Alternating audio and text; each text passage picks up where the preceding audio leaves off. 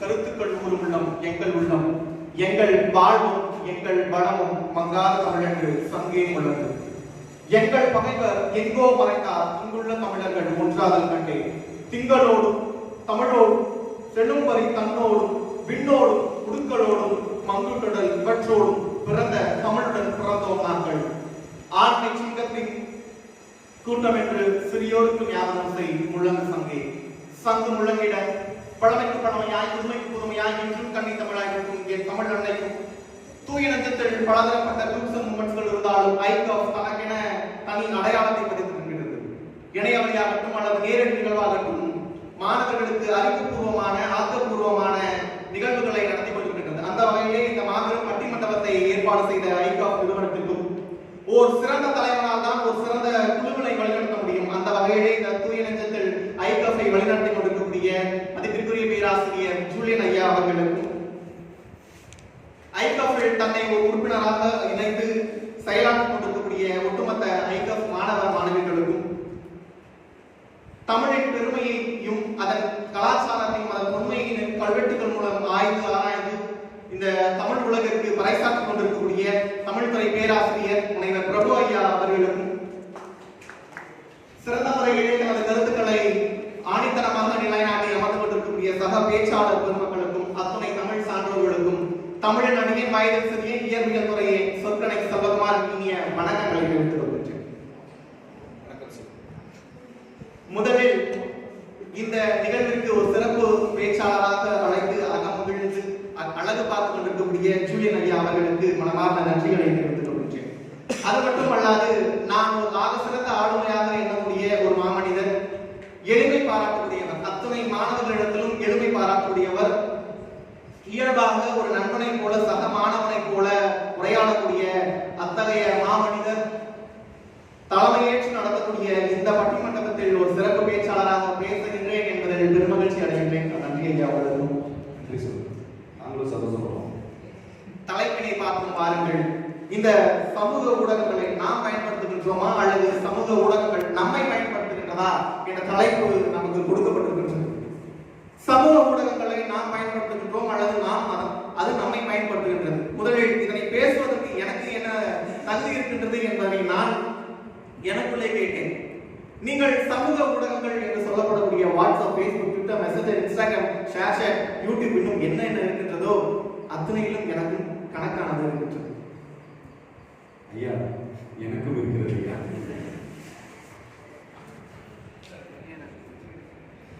ஆனால் இதனை சொன்னவுடன் நாங்கள் தான் அதை பயன்படுத்துகிறோம் என்ற அணிக்கு பேச வந்திருக்கிறேன் என்று எண்ணி மகிழ்ந்து தர வேண்டாம்.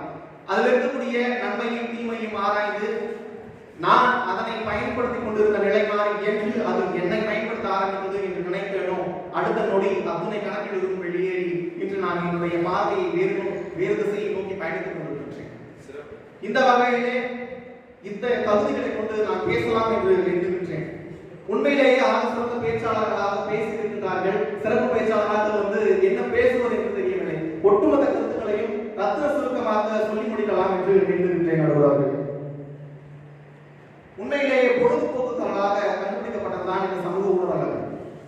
அயல்நாட்டவர்கள் நாங்கள் செய்து முடித்த பணியை முடித்து ஒரு பொழுதுபோக்கு நமக்கு ஒரு நேரம் இருக்கின்றது, நாம் ஏதாவது செய்யலாம் என்று அந்த வகையில் கண்டுபிடித்ததான். ஆனால் நாம் நம் செயல்களை எல்லாம் அன்றாட செயல்களை எல்லாம் விட்டு இதையே ஒரு குழப்பாக பார்த்து கொண்டிருக்கிறோம். வாழ்க்கையின் ஒரு அங்கமாக இது மாறிவிட்டது. என்று பொழுதுபோக்கை நாம் பொழுதுபோக்காக பார்த்தோமோ அதுவரை நாம் தான் அதனை பயன்படுத்திக் கொண்டிருந்தோம். அதனை தாண்டி நம் வாழ்க்கையில் ஒரு அங்கம். அது இல்லாவிட்டால் நம் வாழ்க்கையே இல்லை. காலையில் முதல் இரவு தூங்கும் வரை சிலர் தூங்குவது கூட இல்லை. உண்மையிலேயே ஐயா சொல்வது இரவில் பெட்ஷீட்டை மூடிக்கொண்டு தூங்குவது கூட இல்லை. சேட்டிங் இந்த நிலை வரும்பொழுது தான் அது நம்மை பயன்படுத்த ஆரம்பித்து வருகின்றது. ஐயா வருத்தப்பட்டு ஒன்று சொன்னார், இந்த உலகிலேயே அதிக இளைஞர்கள் படைக்கின்ற நாடு நம் நாடு, இறுதி என்ன பயன்? உண்மையிலேயே அவர் கேட்ட கேள்வி என் மனதில் உறுத்துகின்றது. நாம் அனைவரும் இளைஞர்கள், கல்லூரிகளை படித்துக் கொண்டிருக்கக்கூடிய ஒரு இளைஞர்கள். இந்த தேசத்தின் மீதான ஒரு சிந்தனையும் இந்த சமூகத்தின் மீதான ஒரு சிந்தனையும் நமக்குள் இருக்க வேண்டும். ஒலிம்பிக் போட்டியிலே ஒட்டுமொத்த நாடுகளும் பங்கேற்கின்றன. அனைத்து விளையாட்டுத் துறைகளிலும் அதனை வல்லுநர்கள், அந்த துறை வல்லுநர்கள் பங்கேற்கின்றார்கள்.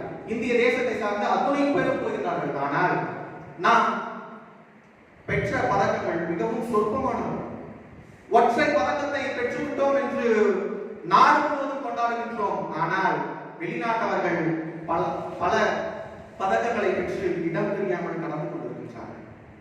நம் தேசத்தில் விளையாட்டு வீரர்கள் இல்லையா அல்லது அவர்கள் கண்டறியப்படவில்லையா என்பது மற்றொரு கேள்வி. ஆனால் நாம் நம்மை அதில் ஈடுபட்டுக் கொண்டு இல்லை என்பதுதான் நிதர்சனமான உண்மை.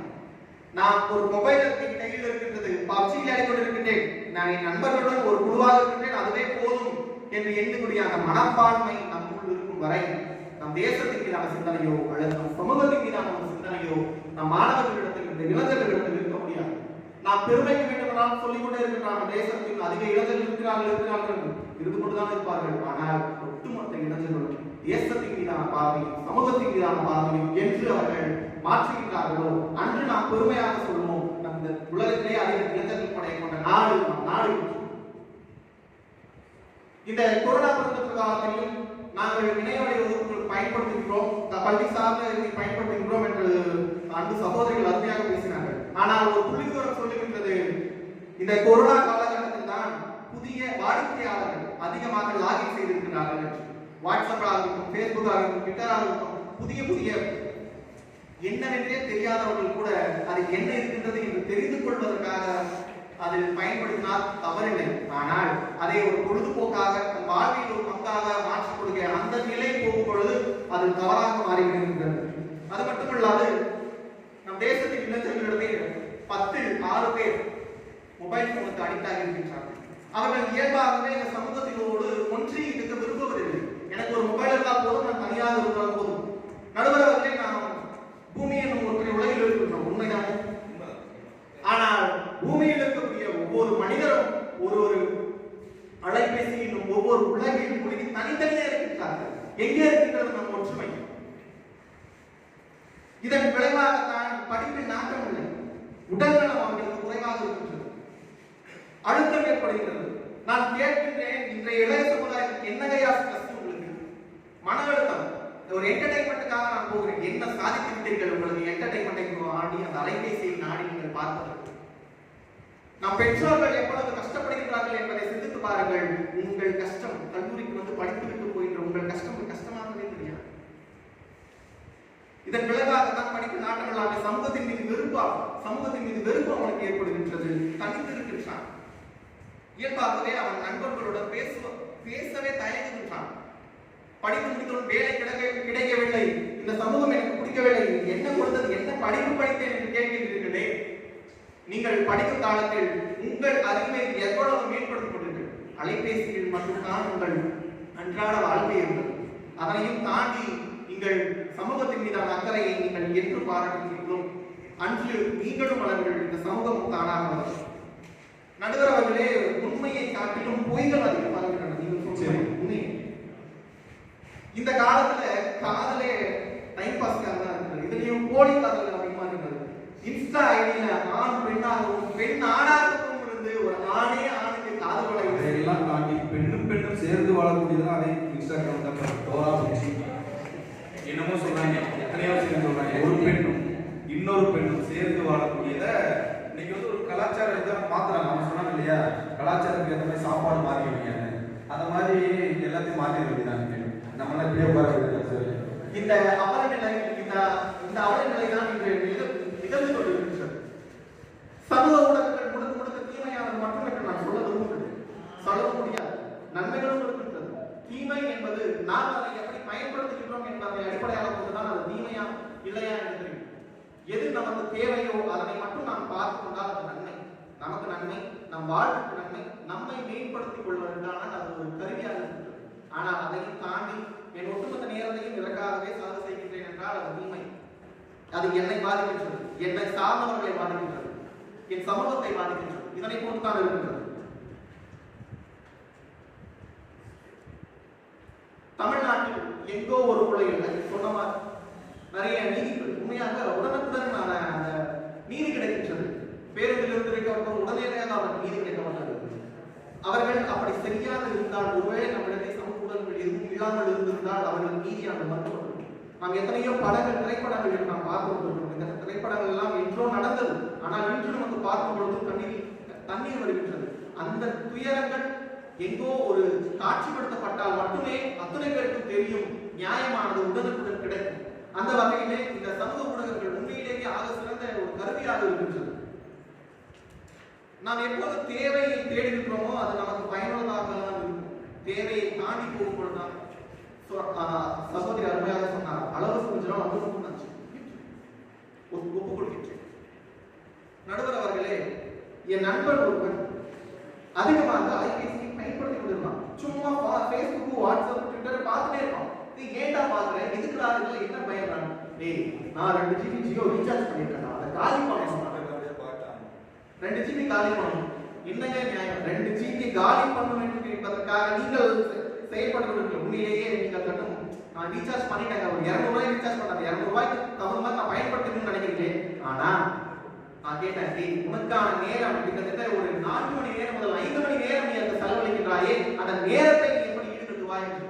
அவன் அந்த நேரத்தில் உட்கார்ந்து படிச்சிருந்தானா அவனுக்கு அறிவு வளர்ந்துருக்கும். ஒரு புத்தகத்தை படிச்சிருந்தானா இதா இருக்கும். இல்ல இந்த சமூகத்தின் மீதான ஒரு பார்வையை பார்த்திருந்தானா அவனுக்கு ஒரு எண்ணம் அடுத்து மாறி இருக்கும். ஆனா அதெல்லாம் தாண்டி பார்த்த படத்தையும் தேவையற்ற இதுவே நான் பார்த்து கொண்டிருக்கோம். இதுவெல்லாம் எங்க போய் முடிய போகுதுன்னே தெரியல நண்பர்களே. இந்த நிலையெல்லாம் மாற வேண்டும் என்றால் உண்மையிலேயே ஐயா சொன்ன மாதிரி புத்தகத்தை நோக்கி நாம் செயல்படுத்த வேண்டும். ஒரு புத்தகம் கற்றுக் கொடுப்பது, ஒரு முறை படித்தோம் என்றால் அது கற்றுக் கொடுக்கும் பார்வை வேறு. நாம் ஒரு வீடியோ பார்க்கின்றோம் என்றால் அதுக்கு 10 நிமிஷத்துல மறந்து போயிடுவோம். அதுதான் உண்மை. நான் மோட்டிவேஷன் வீடியோ பாக்குறேங்க, நான் எல்லாமே நிறைய தெரிஞ்சுக்கிறேங்க. நீங்க பாக்குறீங்கன்னா 5 நிமிஷம் தான் இருக்கும். அடுத்த வீடியோ அடுத்து என்ன இருக்கு, அடுத்த தேடுங்க. முதல் வீடியோ பார்த்துட்டு இருக்கும்போதே அடுத்த வீடியோ என்ன இருக்கு, அடுத்தது என்ன இருக்கு, அடுத்தது தேடல் அப்படிதான் போயிட்டு இருக்கும். அதுல பார்த்துக்கிறது இதுல உடனே மறந்து போயிடுவீங்க. இது நமக்கு எந்த விதத்திலையும் பயனுள்ளதாக இருக்காது. ஆனால் நீங்கள் ஒரு புத்தகத்தை எடுத்து பார்க்கும் பொழுது அந்த புத்தகத்தில் என்ன படிப்போம், வரி வரியாக படிக்கும் பொழுது அந்த புத்தகத்தில் என்ன இருக்கிறது என்பதை நம் மனதில் ஆழமாக பதியும். பசுமதத்தானி போல நம் மனதில் பதியும். என்று நினைவு கூட்டாலும் அது நம் வாழ்வுக்கு மேம்படுத்தக்கூடிய ஒரு இதுவாக இருக்கும். இறுதியாக ஒன்றை நிறைவு செய்வார் ஆசைப்படுகின்றேன். நடுவர் அவர்கள் அடிக்கடி எனக்கு வகுப்பெடுக்கும் போது சொன்னார், புத்தகத்தை வாங்குங்கள் என்று. நீ படிக்கின்றாயோ படிக்கலையோ அப்பா கட்டது, புத்தகத்தை வாங்கு. ஐயா சொன்னார், நான் வகுப்பில் இருக்கும் பொழுது 5க்கும் மேற்பட்ட புத்தகங்களை வாங்கி வைத்திருக்கின்றேன், ஆனால் படிக்கவில்லை என்று உண்மையை சொன்னார். உண்மைதான், படிக்கவில்லை என்றால் நான் படித்துக் கொண்டிருக்கின்றேன், இன்னும் படிக்க வேண்டியது இருந்தது என்றார். ஆனால் புத்தகத்தை சேகரித்துக் கொண்டிருக்கின்றேன் என்றார். அதனை போட்டுதான் அவருடைய வழியில் வந்த நானும் என் வீட்டில் 50க்கும் மேற்பட்ட புத்தகங்களை வாங்கி வைத்திருக்கிறேன். இன்று சில புத்தகங்களை படித்து முடித்திருக்கின்றேன், சில புத்தகங்களை படித்துக் கொண்டிருக்கின்றேன். எனக்கு அந்த புத்தகத்தின் மீதான பார்வையும் இந்த சமூகத்தின் மீதான பார்வையும் எனக்கு ஒரு புத்துணர்ச்சியை கொடுத்துக் கொண்டிருக்கின்றது. அந்த வகையிலே சமூக ஊடகங்களை விடுத்து தேவைக்கு மட்டும் பயன்படுத்துங்கள், தேவையற்றதை விட்டு விடுங்கள் என்று கூறி நல்லதொரு